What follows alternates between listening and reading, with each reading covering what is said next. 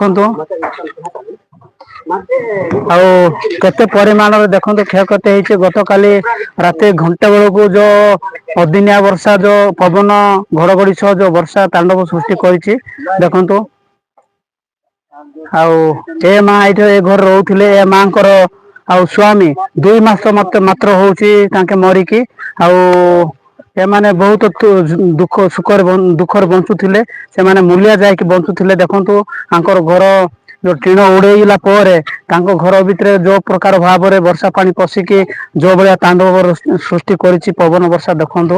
ମୁଁ ବର୍ତ୍ତମାନ ଆପଣଙ୍କୁ ଲାଇଭ ଦେଖଉଛି। ଆଉ ତାଙ୍କର ଘର ଭିତରକୁ ମଧ୍ୟ ମୁଁ ଯାଇକି ଦେଖେଇବି।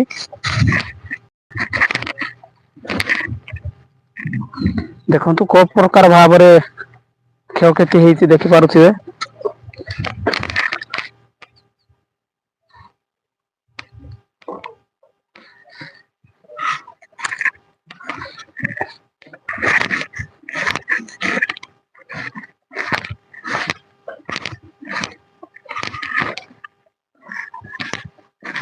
ଆଉ ଏପଟେ ସେ ଭାଇଙ୍କର ମଧ୍ୟ ସେମିତି ହେଇଛି। ଦେଖିପାରୁଥିବେ କେତେ ମାନେ ଗତକାଲି ରାତିର ଯୋଉ ପବନ ବେଗ ଥିଲା ମାନେ 120 130 ଏମିତି ତାଠୁ ବି ଅଧିକ ଥାଇପାରେ। ସେଥିପାଇଁ ଅଧିକ ପାଇଁ ସେଇ ପ୍ରକାର ଭାବରେ ଥିବା ପବନ ଆଉ ସେତିକି ସ୍ପିଡ ଥିବା ପାଇଁ ସବୁ ଟିଣ ସବୁ ରାସ୍ତାଘାଟକୁ ସବୁ ପହଞ୍ଚି ଯାଇଥିଲା।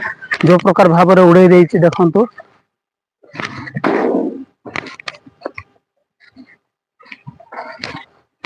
ଦେଖନ୍ତୁ ଏପଟେ କାନ୍ଥ ଭାଙ୍ଗି ଯାଇଛି। କାନ୍ଥ ମଧ୍ୟ ଭାଙ୍ଗି ଯାଇଛି। କାନ୍ଥ ଭାଙ୍ଗିକି ସେ ଟିଣ ଏବଂ କଦଳୀ ଗଛ ମଧ୍ୟ କେତେଟା ଉପୁଡି ଯାଇଛି ଦେଖିପାରୁଥିବେ। ସେ ଘର ଭିତରେ ଠିଆ ହେଇଛନ୍ତି ତାଙ୍କୁ ପଚାରିବା। ଆଉ ସବୁ ଘରେ କିଏ କିଏ ଥିଲା ଭାଇନା?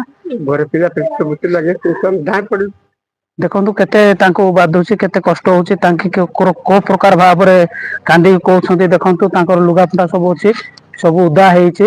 ଏ ପ୍ରକାର ଭାବରେ ଗତକାଲି ରାତି ଯୋଉ ଘଣ୍ଟେ ବେଳକୁ ମୁଁ କଥା କହୁଛି ଆପଣ ମାନଙ୍କୁ ଅଦିନିଆ ବର୍ଷାରେ ଘଡଘଡି ସହ ବର୍ଷା ହେଲା। ଆଉ ଯୋଉ ରାତିରେ ଯୋଉ ପବନ ବର୍ଷା ହେଲା ବେଳକୁ ଶୋଇଥିଲେ ନା?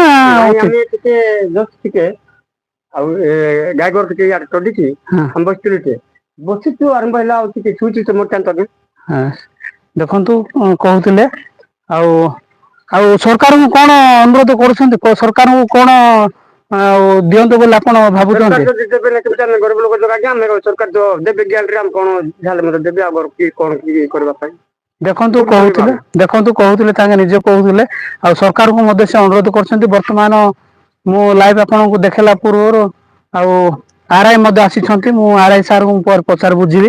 ଆର ଆଇ ସାର୍ ଏମାନଙ୍କ ବିଷୟରେ କଣ କହୁଛନ୍ତି। ମୁଁ ସେମାନଙ୍କୁ ଆର ଆଇ ସାର୍ ଆସିଛନ୍ତି ପହଞ୍ଚିଛନ୍ତି। ବର୍ତ୍ତମାନ ସେ ଯୋଉ ଯେତିକି ଘର ଭଙ୍ଗା ଭଙ୍ଗି ହେଇଛି ସେଇଟା ଭିଜିଟ କରିବା ପାଇଁ ଆସିଛନ୍ତି। ମୁଁ ସେଇଟା ଆପଣ ମାନଙ୍କୁ ବି ଦେଖେଇବି।